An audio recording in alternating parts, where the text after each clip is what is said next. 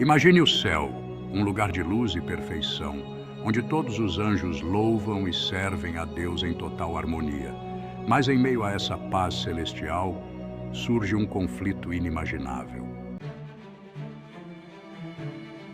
Um dos mais poderosos entre os anjos, Satanás, movido por orgulho e ambição, decide que ser servo não basta. Ele quer mais. Ele quer ser igual a Deus, senão superior. E então, em sua rebeldia, Satanás reúne um exército de anjos que compartilham de sua sede por poder. Eles se voltam contra o Criador, tentando tomar para si o que nunca poderiam conquistar. A guerra começa nos céus. Jesus, em uma visão avassaladora, descreve o momento em que viu Satanás ser arremessado do céu como um raio, um movimento rápido, intenso, definitivo. Satanás, o querubim resplandecente, caiu de sua posição gloriosa, banido para sempre dos reinos celestiais.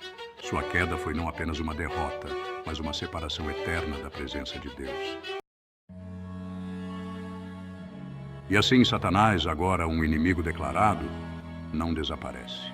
Ele continua a cair, seu espírito corrompido, transformando-se cada vez mais em uma força de escuridão e engano. Esse foi o preço de sua rebelião, e agora ele vaga pela terra, buscando corromper tudo o que ainda reflete a luz de Deus. É um lembrete poderoso. O orgulho não apenas precede a queda, ele a provoca. E no caso de Satanás, sua queda foi só o começo de uma jornada cada vez mais profunda nas trevas. Mas por que então, você pode se perguntar?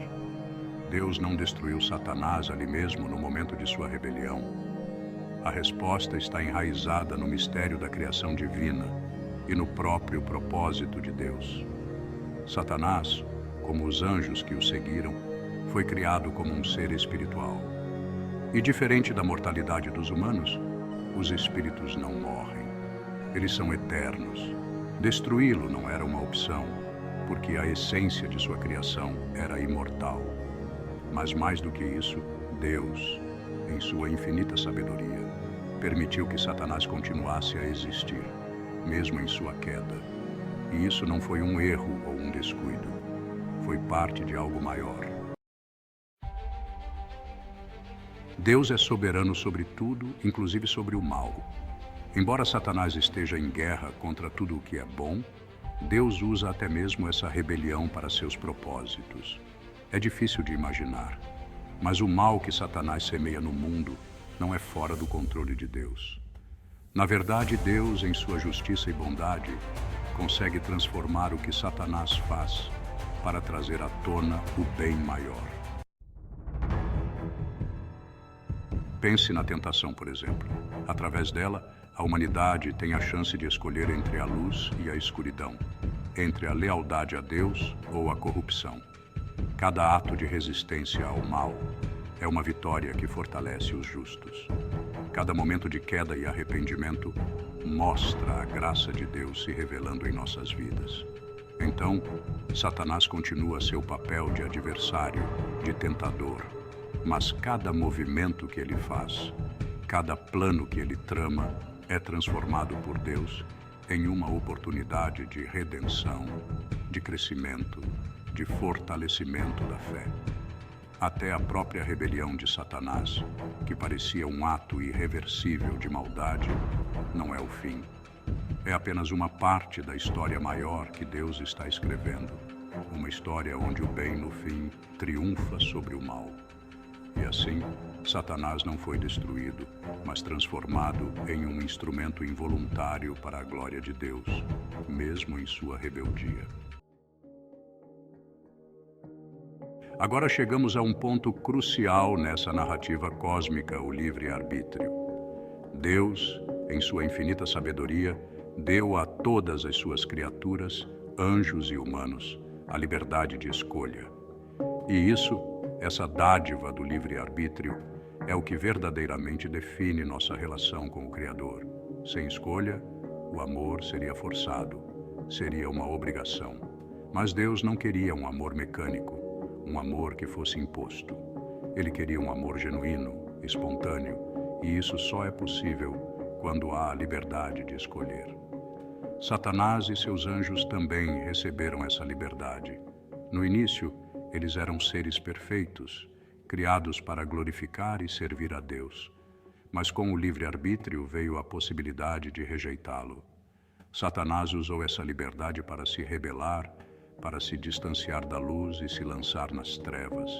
E o mesmo se aplica à humanidade. Desde o Éden, fomos dotados com essa capacidade de escolher o bem, de seguir a Deus e seus caminhos, ou de nos afastarmos e trilhar o caminho da tentação e do pecado.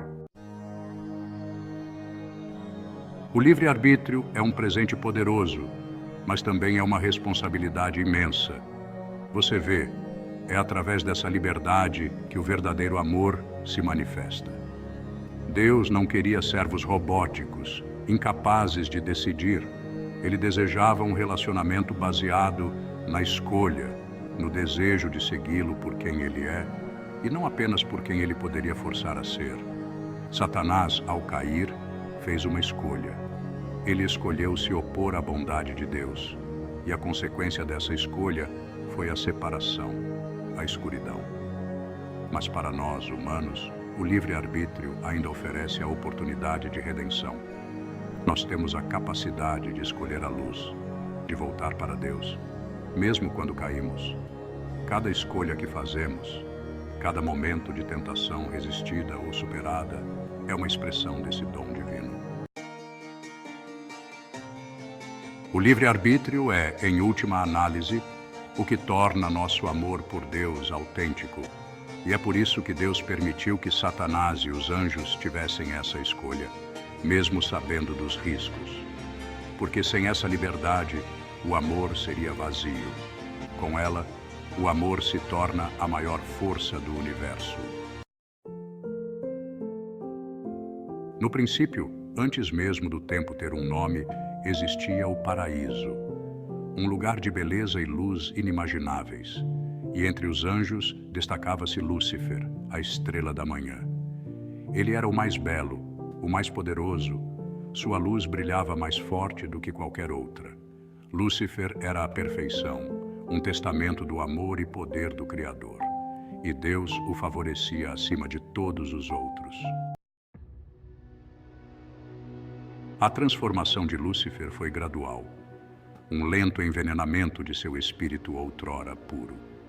Ele começou a questionar o plano de Deus, a ver falhas no desígnio divino. Suas dúvidas se espalharam como um vírus, infectando outros anjos que eram cativados por sua beleza e poder. Eles ouviam seus sussurros de dissidência, suas promessas de liberdade do serviço e da obediência.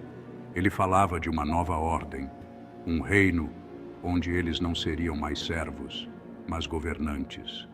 Ele prometeu a eles poder e glória, um universo onde seriam adorados como deuses. E muitos foram influenciados por suas palavras, seduzidos por suas promessas de um novo e glorioso domínio. Os coros outrora harmoniosos do paraíso se encheram de discórdia. Os anjos, antes unidos em seu amor a Deus, agora estavam divididos. Irmão se voltou contra irmão, irmã contra irmã. O próprio tecido do paraíso estava ameaçado pela crescente rebelião de Lúcifer. A hora da guerra estava próxima.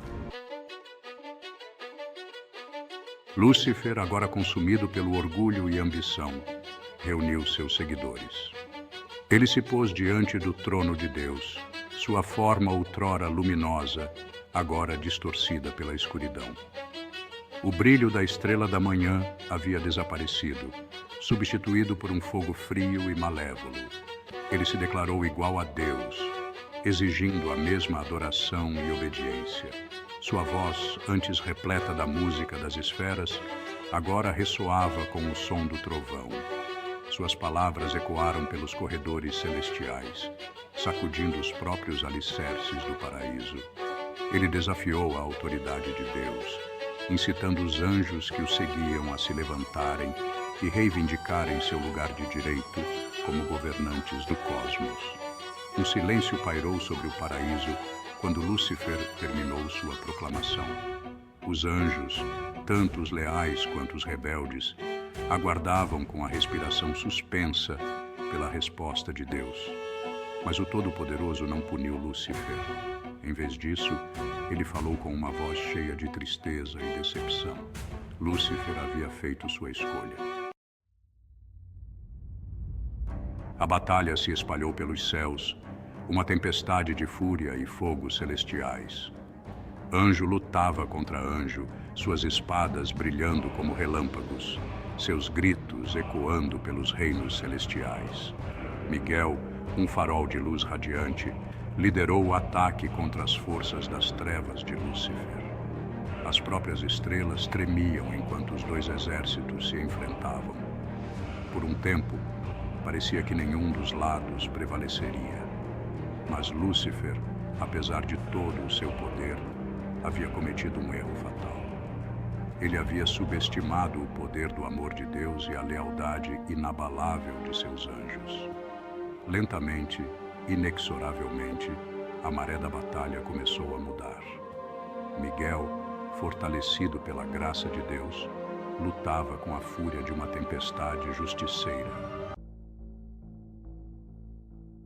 A batalha entre Miguel e Lúcifer se intensificou, um redemoinho de energia celestial.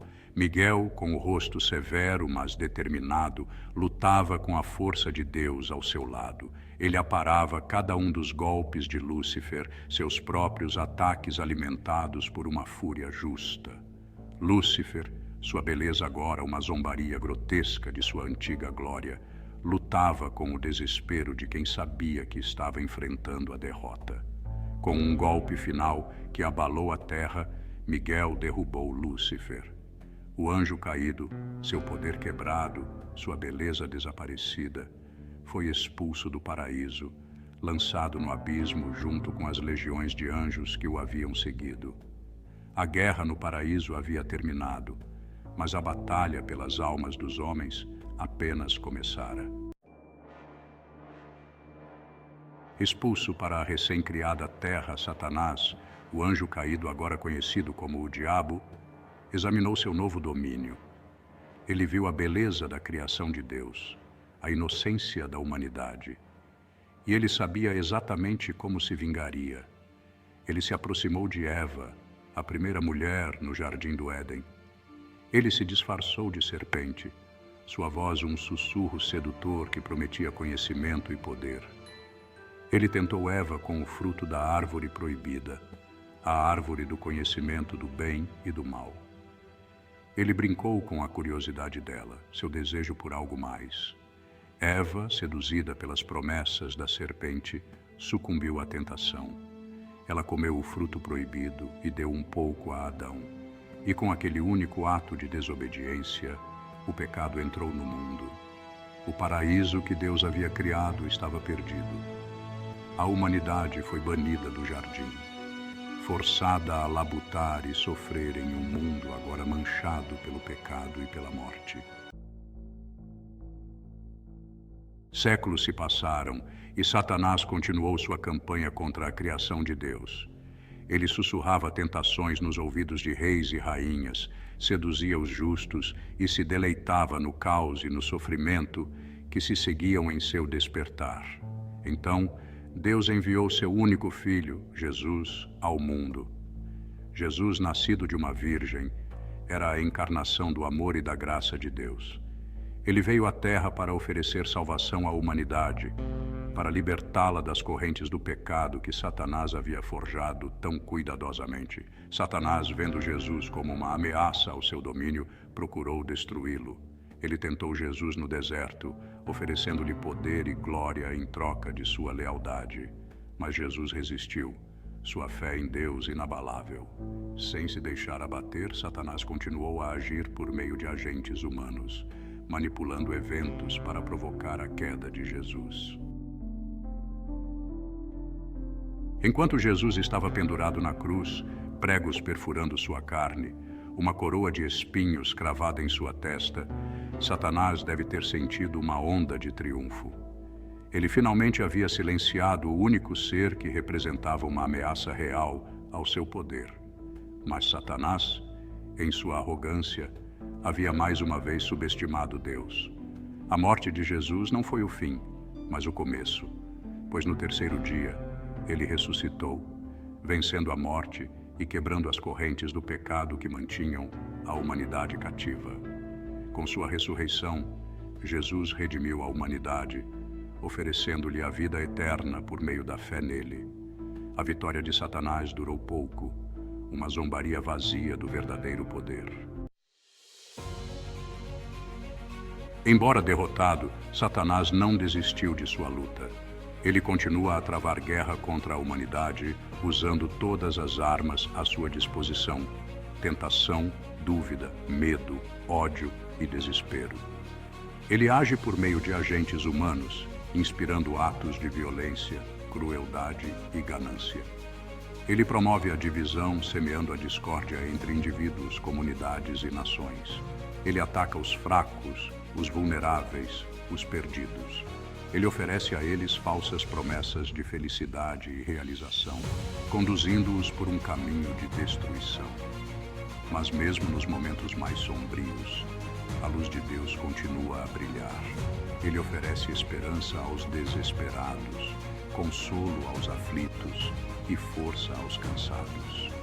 A batalha pelas almas dos homens continua. Apesar dos esforços contínuos de Satanás, o resultado da guerra já está decidido. Pois Deus, em sua infinita sabedoria e poder, já venceu. A vitória de Jesus na cruz selou o destino de Satanás. As forças das trevas podem rugir, mas não podem, em última análise, prevalecer contra o poder avassalador do amor de Deus. A escolha é nossa. Podemos escolher seguir o caminho das trevas de Satanás, um caminho que leva apenas à destruição e ao desespero. Ou podemos escolher seguir a Jesus, a luz do mundo, que nos oferece perdão, esperança e vida eterna. A vitória é certa. E assim, mesmo após a ressurreição de Jesus e a derrota do pecado, Satanás continua a caminhar entre os filhos dos homens, ainda com um papel a desempenhar. Ele não foi aniquilado naquele momento, e sua existência tem um propósito contínuo. Deus, em sua infinita sabedoria, permitiu que o adversário permanecesse ativo, mas não sem motivo. Satanás, agora com um ressentimento ainda mais profundo, volta sua atenção para a humanidade. Seu objetivo? Desviar os homens e mulheres de Deus, afastá-los do caminho da justiça. Ele não mais tenta alcançar a grandeza divina, mas sim corromper o que Deus ama. Seu ódio por Deus é espelhado em seu desprezo por aqueles que foram criados à imagem do Criador. Mas por que Deus permitiu que esse adversário continuasse suas ações? Por que não eliminá-lo completamente? A resposta repousa em algo profundo, o livre-arbítrio e o crescimento espiritual.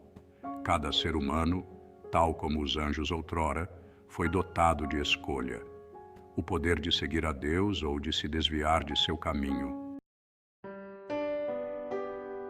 E nessa escolha surge a batalha interna que todos enfrentam. Satanás, com suas tentações e enganos, torna-se um teste. Sua presença no mundo permite que os homens e mulheres se fortaleçam espiritualmente ao resistir a ele. Sem a tentação, sem o desafio, o caráter não pode ser moldado nem purificado.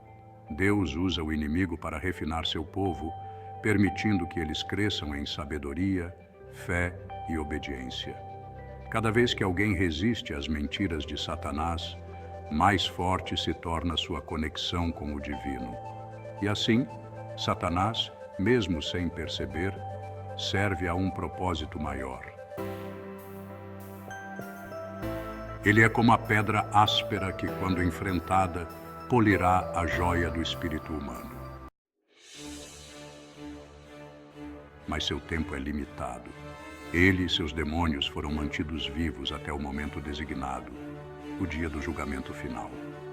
Haverá um fim para suas obras. Deus, justo e soberano, já estabeleceu o destino do maligno. Ele e seus seguidores espirituais enfrentarão sua punição definitiva, sendo lançados no lago de fogo. Até lá, ele continua a testar a humanidade, mas com cada dia que passa, o relógio da sua existência se aproxima do fim. Enquanto isso, os fiéis resistem. E cada vitória, cada momento em que escolhem seguir o caminho de Deus ao invés das seduções do maligno, é um lembrete do propósito contínuo de Satanás. Ele testa, mas aqueles que resistem emergem mais fortes, mais próximos do Criador, prontos para o que está por vir no grande desfecho final. E assim, a paciência de Deus continua a se manifestar, refletindo sua justiça perfeita. Cada ação, cada passo de Satanás é observado, não com desatenção, mas com a certeza de que a justiça será feita no tempo certo. Deus, em sua natureza imutável, jamais apressaria um julgamento sem antes dar a todas as suas criaturas a oportunidade de mostrar sua verdadeira essência. O universo todo é testemunha da longa batalha entre o bem e o mal, entre luz e trevas.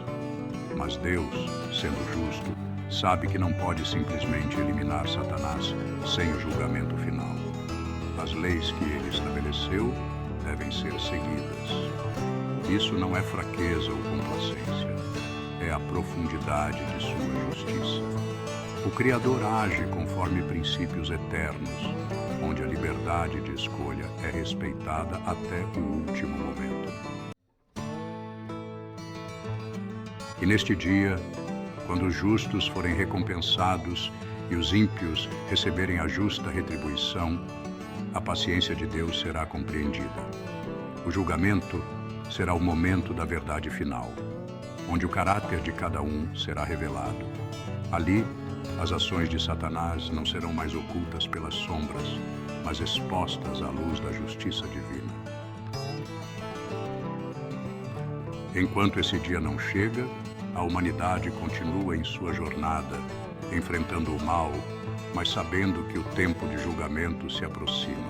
E então, ao final de toda essa jornada, começa a se desvelar o plano perfeito de Deus. Nada, absolutamente nada, foge à sua sabedoria onisciente. Desde o primeiro suspiro de rebelião no coração de Satanás, até as últimas tentações lançadas sobre a humanidade, tudo faz parte de um propósito maior, um caminho desenhado para que a criação, mesmo na adversidade, encontre a verdade e a luz. A presença do mal, que tantas vezes parece uma sombra opressiva, não é um acidente no cosmos.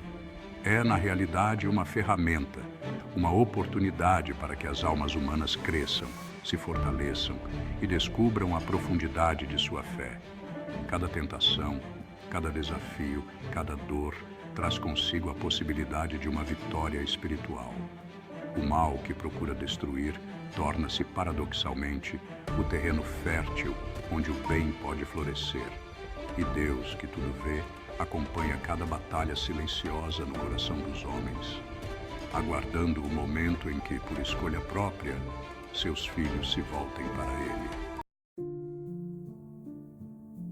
O livre-arbítrio, essa dádiva incomensurável, é a prova definitiva do amor divino. Pois amar verdadeiramente como Deus ama é permitir a escolha. Ele poderia ter criado um mundo onde tudo fosse controlado, onde cada ser apenas obedecesse mecanicamente, sem nunca conhecer o risco de errar ou o fardo da decisão. Mas ele não quis isso. Deus quis criaturas livres, com corações que pudessem escolher amá-lo. Ele quis que o amor, para ser genuíno, fosse uma escolha consciente e voluntária. E assim, cada decisão que fazemos, cada caminho que escolhemos, é parte dessa grande história.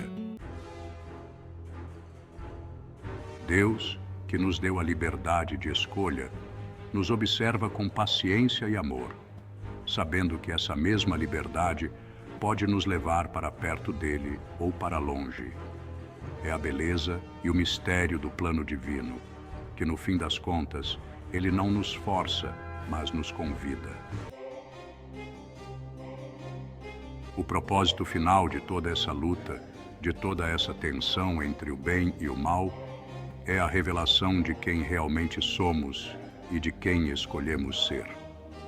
Cada alma, ao final, será marcada por suas próprias escolhas. E o plano de Deus, que parece tão distante às vezes, é na verdade a expressão mais profunda de seu amor. Ele espera que cada ser, anjos e humanos, escolha voltar para ele, não por obrigação, mas por amor.